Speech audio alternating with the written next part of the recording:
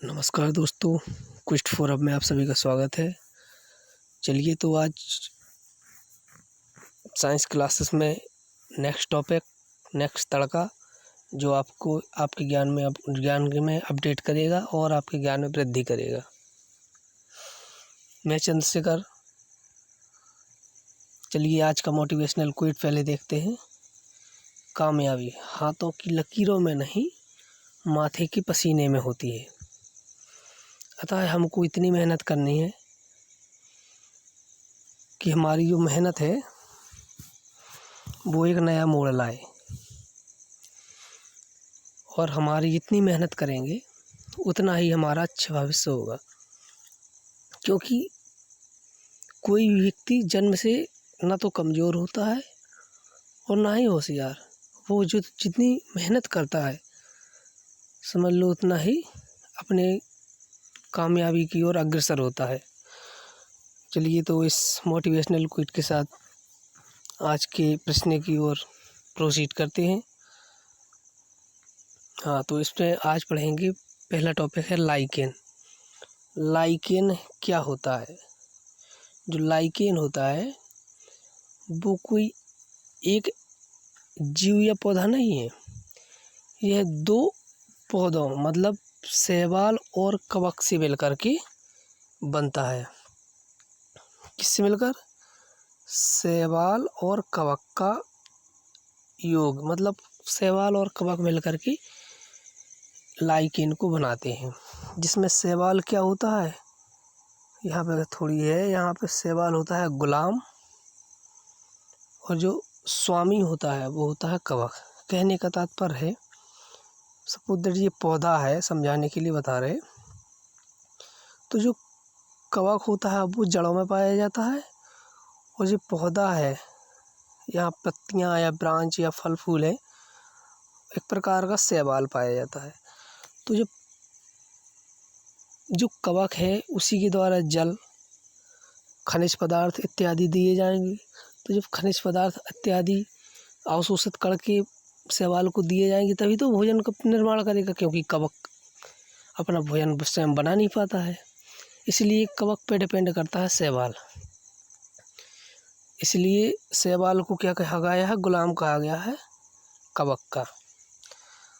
अब next point इतना समझ में आ गया होगा कि जो लाइकेन है वो शैवाल और कवक से मिलकर बनता है।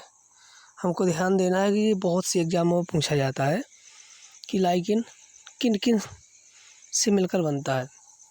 अब नेक्स्ट पॉइंट है कि लाइकेन SO2 मतलब होता है सल्फर डाइऑक्साइड।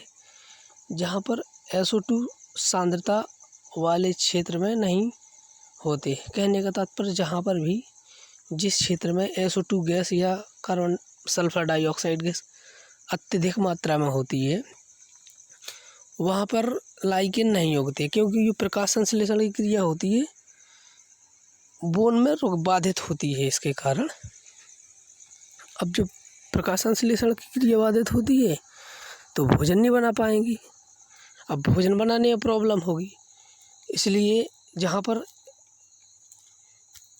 SO2 गैस अधिक मात्रा में होती है वहाँ पर लाइकेन नहीं पाए जाते। अब जो प्रकाश संश्लेषण की क्रिया होती क्या है? प्रकाश संश्लेषण की क्रिया में पौधे अपने भोजन का निर्माण करते हैं। भोजन का निर्माण कैसे करते हैं? वे जड़ों से लेते हैं जल का फार्मूला क्या है? H2O प्लस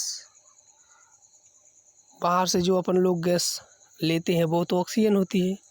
तो पौधे अपने द्वारा छोड़ी हुई गैस, जैसे सांस अपन कौन से छोड़ते हैं? CO2 carbon dioxide.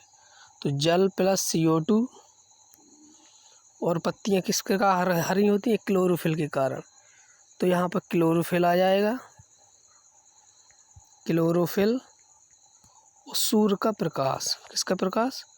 सूर्य का प्रकाश। ये चार चीज़ें मिलकर के भोजन का निर्माण करती हैं। कैसे निर्माण करती हैं? भोजन जो ग्लूकोज के रूप में होता है। किसके रूप में? और साथ साथ में ऑक्सीजन गैस छोड़ती हैं, बाहर निकालती हैं। ये होती है हमारी प्रकाश संश्लेषण की क्रिया। तो ये किस में होती है? हरे पौधों में। अतः जो शैवाल होते हैं वो हरे रंग के होते हैं। इसकी ये शैवाल होते हैं वो भोजन का निर्माण करते हैं।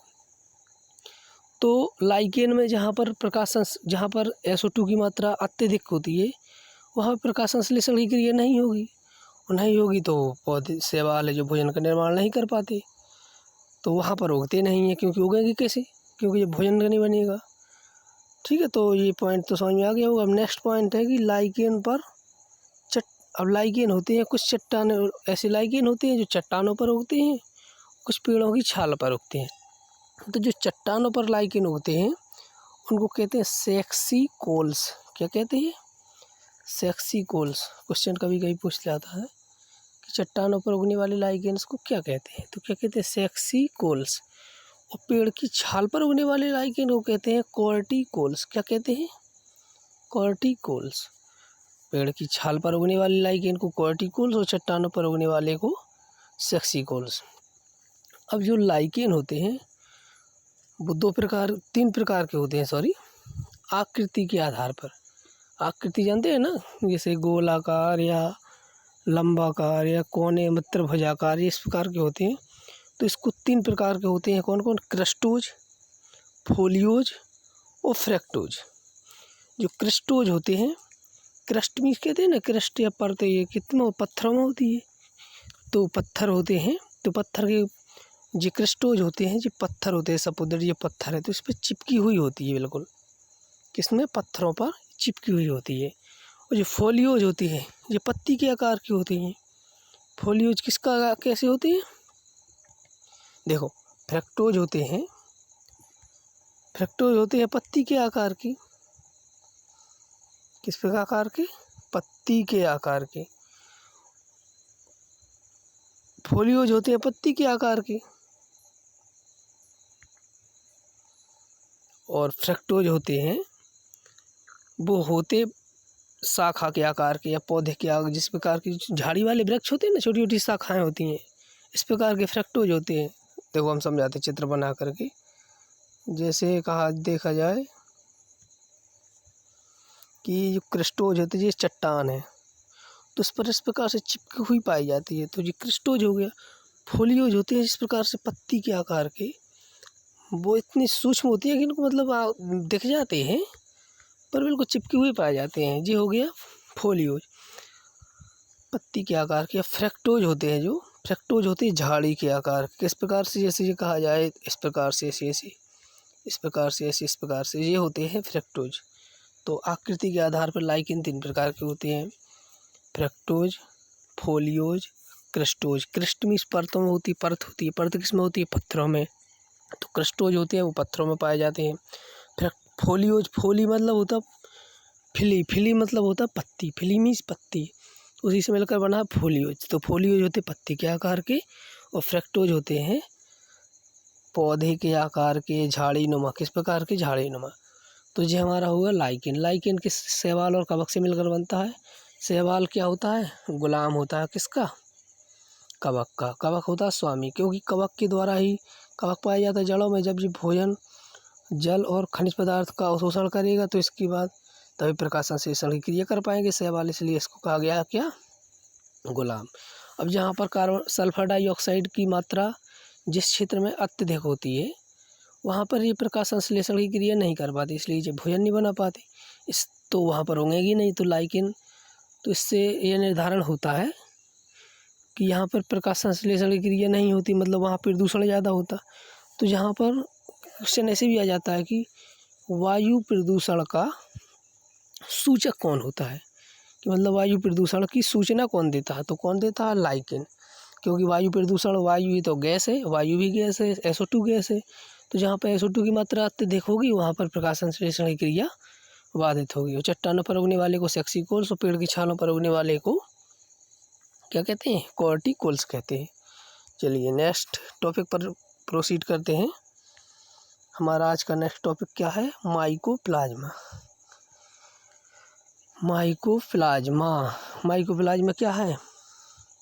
इसका सेकंड नाम है PPLO। क्या है? प्लूरो, यहाँ पे पी साइलेंस होता, पी को बोला नहीं जाता। निमोनिया लाइक ऑर्गेनिज्म इसका फुल फॉर्म है। तो क्वेश्चन इस प्रकार से आता है कि सबसे छोटी कोशिका क्या होता है? सबसे छोटी कोशिका क्या होती है? तो वो क्या होती है? PP एलो, सबसे छोटी कोशिका क्या है? PPLO। पादप जगत का जोकर किसे कहते हैं? इस प्रकार से क्वेश्चन कई बार पूछा गया है। तो पादप जगत का जोकर किसे कहते हैं? ये भी कहते हैं PPLO। क्या है? ये भी PPLO है। PPLO भी आ सकता है, माइकोप्लाज्मा, दो नाम कोई भी आ सकता है। अब इनको पादप जगत का जोकर भी क्यों कहते हैं? देखिए इसकी संरचना बनाया कुछ इस प्रकार से, ऐसे इस प्रकार से 2 लेयर होती हैं। उसके अंदर राइबोसोम होते हैं, जो DNA भी होता है, और इस प्रकार से पदार्थ भरा रहता है, राइबोसोम्स वगैरह। तो जो इसकी अपन जानते हैं सेल वार, मतलब पौधों में क्या पाई जाती है? कोशिका भित्ति। जंतुओं में कोशिका भित्ति नहीं पाई जाती जी। अपने इसमें पूछा गया है, BTC में भी आया था, टेट में आया था कि किस में कोशिका भित्ति नहीं पाई जाती। तो किस में नहीं पाई जाती? जंतुओं में नहीं पाई जाती, पौधों में पाई जाती। तो उसमें जो शैवाल है वो पौधा है, तो उसमें कोशिका भित्ति होना चाहिए। और माइकोप्लाज्मा भी पौधा है, तो उसमें कोशिका भित्ति होना चाहिए, लेकिन इसमें कोशिका भित्ति नहीं पाई जाती।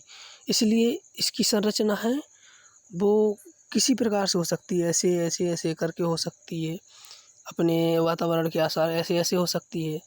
तो मतलब इसकी संरचना निश्चित नहीं होती, बदलती रहती है। मतलब जो सी जोकर होती है ना, वो समय समय पर कभी किस प्रकार के कपड़े पहन लेते, कभी किस प्रकार के, मतलब उनका भी कोई निश्चित आकार नहीं होता, किसी इस प्रकार की मतलब पोज में आएगा। तो इसी को क्या कहते हैं?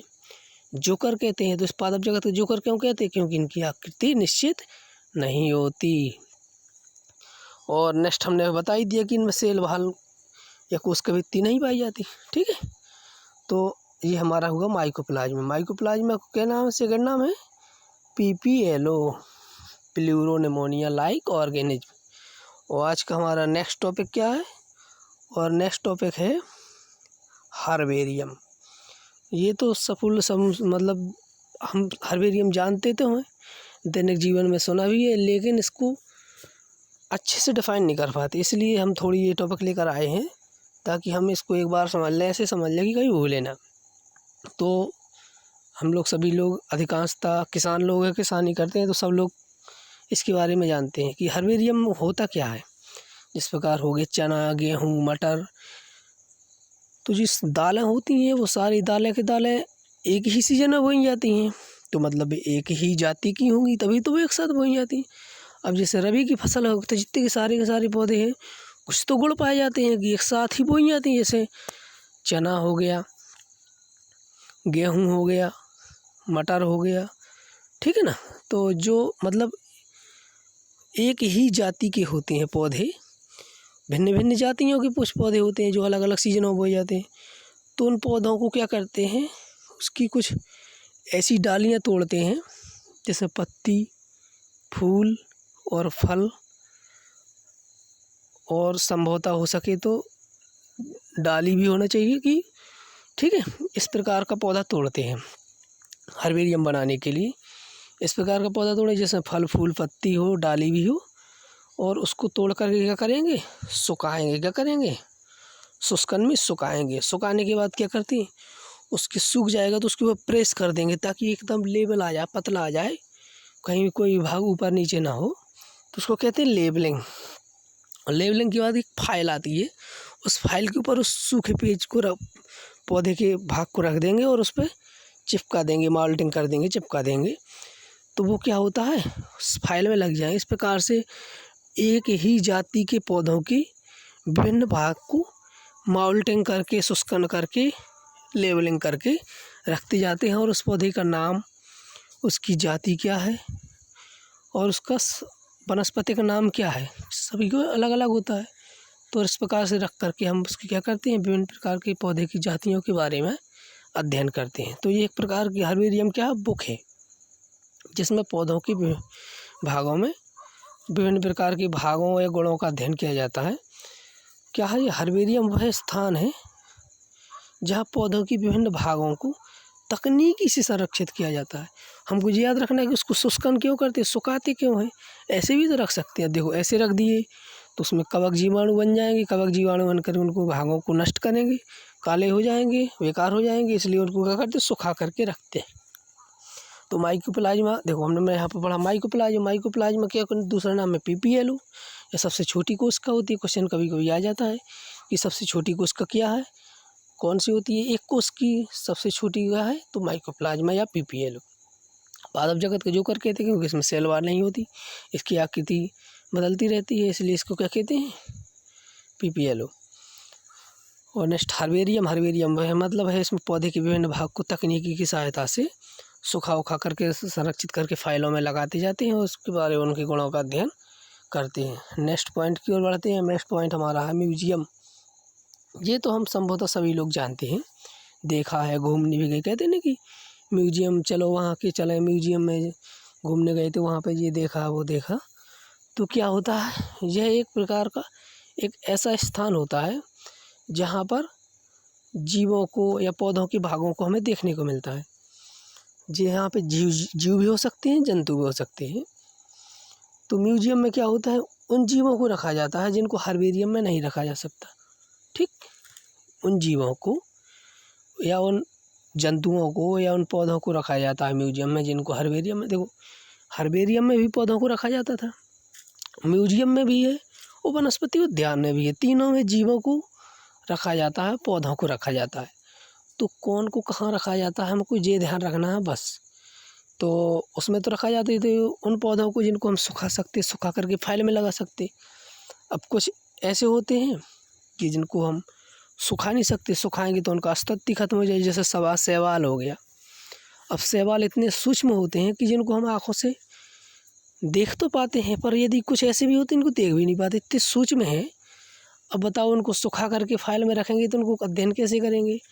तो इन पौधों को क्या करते हैं, हम सुखाते नहीं हैं, इनको जैसे कि तैसे म्यूजियम में रखा जाता है। कहाँ पर? अब सुखाना संभव नहीं तो फाइल नहीं बनेगी, तो इसको अलग से स्थान दिया गया, उसका नाम क्या है? म्यूजियम। तो म्यूजियम वह स्थान है जहाँ पर जिन जीवों को हर्बेरियम में नहीं रखा जा सकता। ठीक है, जीव हो सकते जैसे छोटे छोटे, सपोज दैट मच्छर हो गया। अब मच्छर को सुखा करके रख तो सकते हैं पर ज़्यादा दिनों तक संरक्षित नहीं कर सकते, तो इनको क्या करते हैं, इनको पकड़ेंगे, पकड़ करके मार करके क्या करते हैं, कुछ एक प्रकार का केमिकल होता है, केमिकल्स में डाल के रख देते हैं जिससे इसमें कवक जीवाणु नहीं लगते और उनके भागों का नष्ट नहीं होते हैं, वैसे के वैसे सालों तक रखे जा सकते हैं इस प्रकार से। क्योंकि इसमें देखो, इसमें स्पष्ट लिखा है कि शुष्क अवस्था में रखना संभव नहीं, मतलब इनको सुखा नहीं सकते। जिन जो जीव होते हैं हर्बेरियम में रखे होते हैं, म्यूजियम में रखे होते हैं, उनको सुखा नहीं सकते, सुखा देंगे तो वो नष्ट हो जाएंगे कुछ समय बाद, इसलिए इनको कहाँ पर रखा जाता है? म्यूजियम में। उन जंतुओं को जिनको सुखा नहीं सकते तो उनको हर्बेरियम। अब नेक्स्ट पॉइंट है क्या है? बोटेनिकल गार्डन, मतलब वनस्पति उद्यान। तो वनस्पति उद्यान में क्या करते हैं, देखो उसमें जीवों को हमने क्या बताया था कि म्यूजियम में मार करके रखते हैं मृत अवस्था में, जहाँ पर मृत न करके उनको जीवित अवस्था में ही संरक्षित किया जाए। कहीं कहीं अपन ने देखा है कि गए नहीं है, जैसे कहते कि वहाँ पे जो होते हैं चिड़ियाघर चलें, जू, तो जू में क्या बड़े बड़े जंतु मिलते हैं अपन को देखने के लिए, तो वो एक प्रकार का वनस्पति उद्यान है। तो वहाँ पर जीवित जीवों को विभिन्न प्रकार के स्थानों पर संरक्षित किया जाता है, उनको भोजन देखा जाता है, देख रेख, बीमारी इत्यादि का अध्ययन किया जाता है। ठीक है, तो जीवित जीवों को संरक्षण किया जाता है वनस्पति उद्यान में। म्यूजियम में मृत जीवों का अध्ययन किया जाता है, उनका जिनको हर्बेरियम में नहीं रख सकते, वो हर्बेरियम में उन जीवों को रखते हैं जिनको सुखा सकते हैं, ठीक है, फाइल बना सकते हैं। तो जीवित जीवों को अध्ययन रखने के लिए किस में रखते हैं? बोटेनिकल गार्डन या वनस्पति गार्डन। अब इनमें से हमको 2 बोटेनिकल गार्डन याद रखने हैं। एक है रॉयल बोटेनिकल गार्डन इन क्यू इंग्लैंड, जो क्यू है वो एक क्या कहते हैं शहर है, वो हाँ क्या, कहाँ का है वो शहर है? इंग्लैंड का। तो जो botanical garden, royal botanical garden है वो कहाँ पर है? क्यू इंग्लैंड में है, ये याद रखना है। और नेक्स्ट है botanical garden forest research institute. कौन सा? फॉरेस्ट रिसर्च इंस्टीट्यूट इन देहरादून। कहाँ पर है? फॉरेस्ट रिसर्च इंस्टीट्यूट इन देहरादून। मतलब ये क्वेश्चन आया हुई है, स्टेट में आया था, फॉरेस्ट रिसर्च इंस्टीट्यूट कहाँ स्थित है? तो ये कहाँ पर है? देहरादून में। और रॉयल बोटेनिकल गार्डन इंग्लैंड में।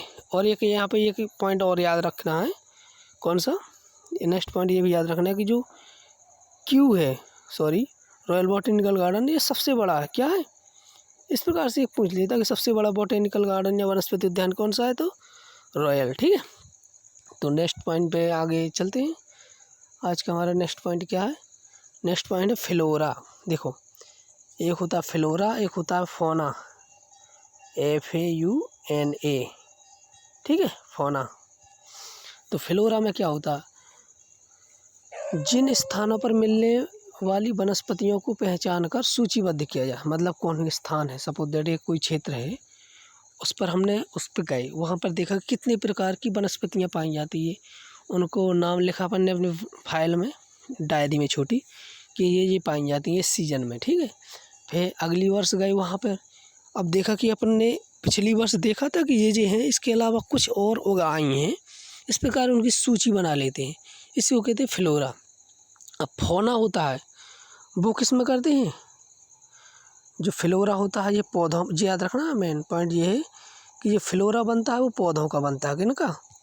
एक साल में देखेंगे यहाँ स्थान पर पौधे कितने हो गए, फिर नेक्स्ट ईयर में देखेंगे उसी स्थान पर इतने क्षेत्र में ये नए नए पौधे हो गया। इस प्रकार से उनकी सूची बना लेते हैं, और इस प्रकार विभिन्न प्रकार के पौधों की जितनी भी जातियाँ पाई जाती हैं उनके बारे में जहाँ पर हमको अध्ययन करते हैं, उनके बारे में मिलता है पढ़ने के लिए, उसको कहते हैं फ्लोरा।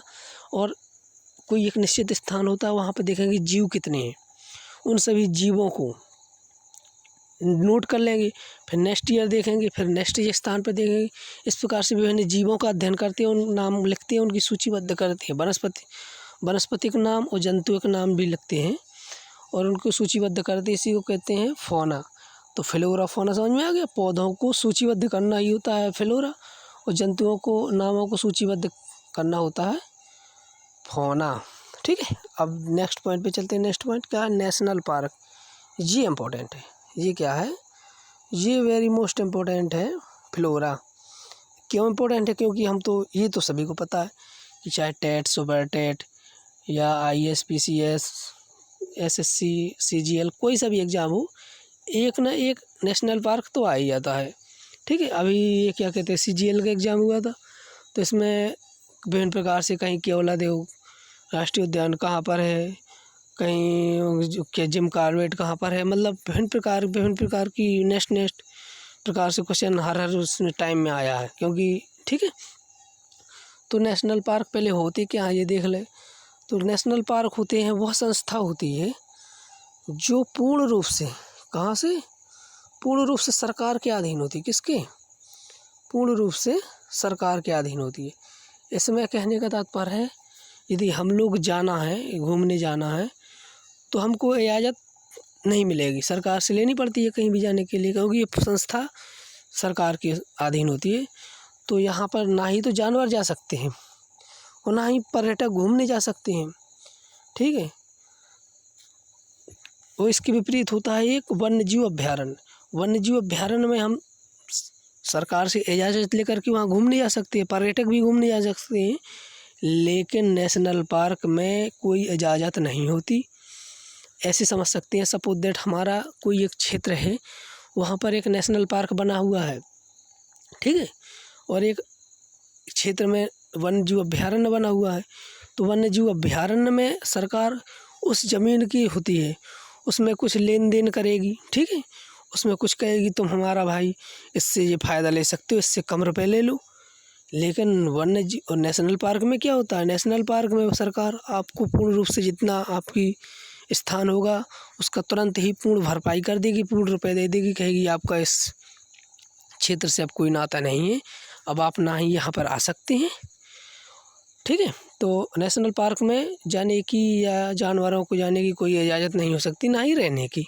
ये नेशनल पार्क होते हैं वो सरकार के अधीन होते हैं।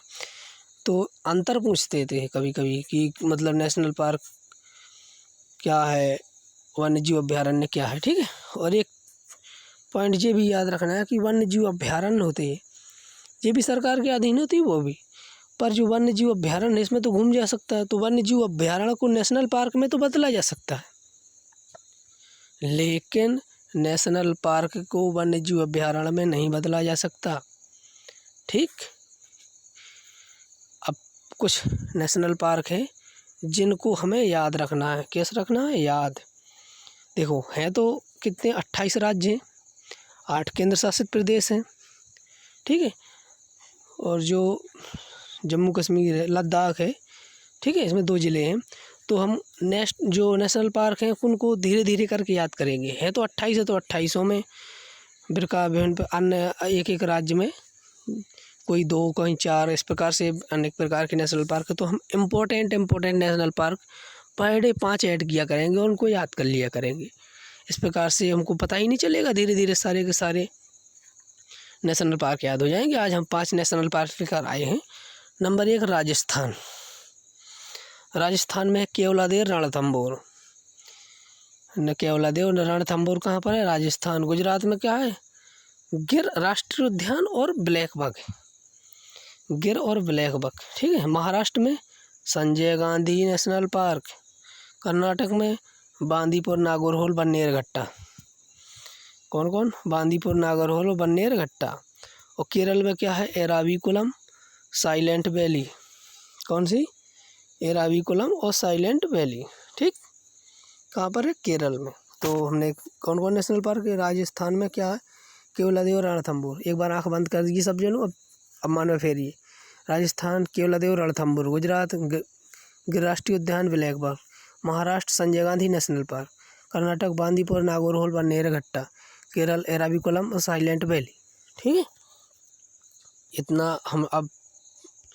इतना आज हमने अपने क्या कहते हैं क्लास में ऐड किया था। जो आज देखते हैं, हम एक बार देख लेते जल्दी जल्दी क्या पढ़ा। लाइकिन शैवाल और कवक से मिलकर बनता है। जो गुलाम और शैवाल होता है वो क्या होता है? गुलाम होता है किसका? कवक का। लाइकिन जहाँ पर SO2 सल्फर डाइऑक्साइड की मात्रा अधिक होती है वहाँ पर नहीं उगती, क्योंकि उनकी प्रकाश संश्लेषण क्रिया नहीं होती। जो लाइकिन चट्टानों पर उगते हैं उनको सेक्सिकोल्स कहते हैं। पेड़ों की छाल पर उगते कॉर्टिकोल्स कहते हैं। आकृति के आधार पर लाइकिन 3 प्रकार के। क्रस्टोज जो क्या कहते हैं चट्टानों पर उगते हैं। फोलियोज पत्ती के आकार के होते हैं। फ्रैक्टोज झाड़ी के आकार के। माइकोप्लाज्मा इसी का नाम सेकंड नाम PPLO है। ये सबसे छोटी कोशिका होती है। पादप जगत का जोकर किस माइकोप्लाज्मा, क्योंकि इनके कोशिका भित्ति नहीं पाई जाती, इसलिए इसकी आकृति समय समय पर बदलती रहती है। हर्बेरियम वह स्थान जहाँ पर पौधों को विभिन्न तकनीकी द्वारा संरक्षित किया जाता है और उसको शुष्क माउंटिंग लेबलिंग करके फाइलों में रखा जा सकता है। उन जीवों को जिनको हर्बेरियम में नहीं रखा जा सकते म्यूजियम में रखा जा सकते, क्योंकि इनको शुष्क नहीं किया जा सकता है, सुखा नहीं सकते, इसलिए इनको म्यूजियम में रखा जाता है। और जीवित जीवों को संरक्षित करते हैं वहाँ पर। कहाँ पर करते हैं? वनस्पति उद्यान में, जैसे royal botanical garden cube England में और फॉरेस्ट रिसर्च इंस्टीट्यूट कहाँ पर है? देहरादून में। फ्लोरा क्या होता है? किसी स्थान पर मिलने वाली पौधों का या वनस्पतियों को पहचान कर सूचीबद्ध करते हैं, फाइल में लिखते हैं। और यदि जंतुओं को करते हैं उसको क्या कहते हैं? फौना। क्या कहते हैं? जंतुओं के लिए क्या कहते हैं? फौना, FAUNA, ठीक है। अब होता है नेशनल पार्क। नेशनल पार्क क्या होता है? नेशनल पार्क में ना ही तो जानवर जा सकते हैं और ना ही पर्यटक घूमने जा सकते हैं, क्योंकि यह संस्था पूर्ण रूप से सरकार के अधीन होती है। वन्यजीव अभ्यारण्य नेशनल पार्कों को वन्यजीव अभ्यारण्य को नेशनल पार्क में बदल सकते हैं, लेकिन नेशनल पार्क को वन्यजीव अभ्यारण्य में नहीं बदला जा सकता। अब कुछ नेशनल पार्क है 5 लिए गए पर डे, हम हर क्लास में 5 लिया करेंगे। पहला राजस्थान। अब आँख बंद करिए, अब एक बार रिवाइज कीजिए, दिमाग लगाइए। राजस्थान केवलादेव रणथंभौर। गुजरात गिर राष्ट्रीय उद्यान black buck. Maharashtra Sanjay Gandhi. Karnataka Bandipur Nagarhole Bannerghatta. Kerala Eravikulam Silent Valley. ठीक है दोस्तों, हो गया याद? चलिए, तो अब हम अलविदा लेते हैं आज की क्लास के लिए। आज की क्लास में इतना ही। नेक्स्ट क्लास में हम आगे की कोई योजना बनाकर आपके सामने इम्पोर्टेंट पॉइंट रखेंगे। और ये हम मुझ पे विश्वास ना कीजिए, आप पेपरों को देखिए, इसी प्रकार से क्वेश्चन आते हैं, ठीक है। और इसी प्रकार के प्रश्नों को पूछा जा सकता है। तो आपको ये क्लास कैसी लगी मुझे कमेंट करके ज़रूर बताना। और जो कुछ कमियां हों या फिर कुछ और ऐड करना चाहते हैं तो आप ज़रूर बताएं अपनी इस क्लास में। हम आगे उसको याद रखेंगे और आपके सामने प्रस्तुत करने की कोशिश करेंगे, ठीक है। तो आपका ये दायित्व बनता है कि आप इस क्लास को ज़्यादा से ज़्यादा लाइक करें, शेयर करें और सब्सक्राइब करके दूसरे लोगों को भी भेजें, ताकि जहाँ जहाँ पर जिन जिन को इस क्लास की आवश्यकता हो वहाँ तक पहुँच सके। Thank you so much all of.